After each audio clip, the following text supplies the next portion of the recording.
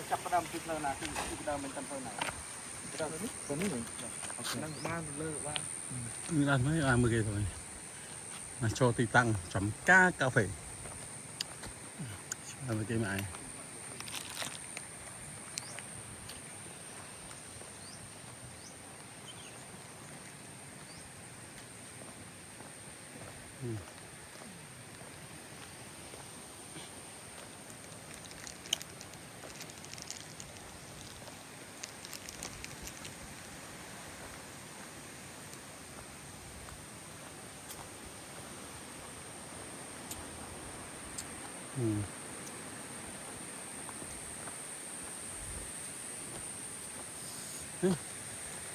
tại khơi thuyền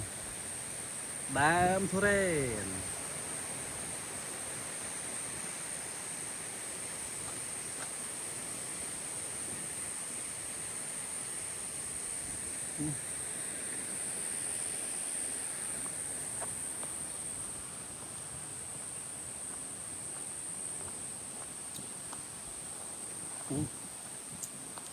thuyền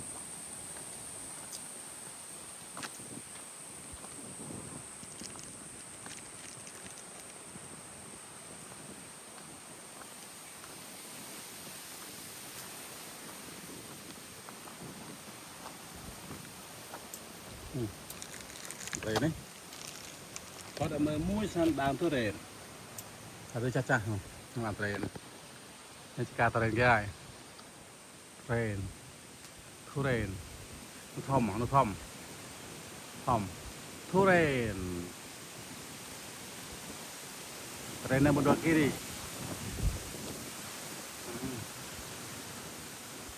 to tiệt đá to tiệt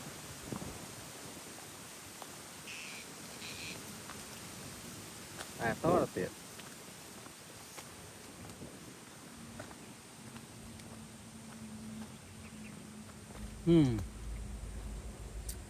đấy, bừa pet pet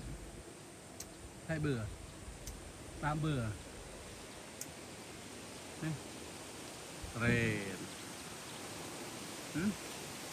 thu rền đam rền thòng nó bừa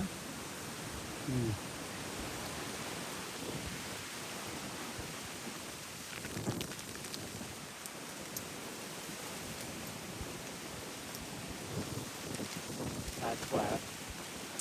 anh đây kho thứ đài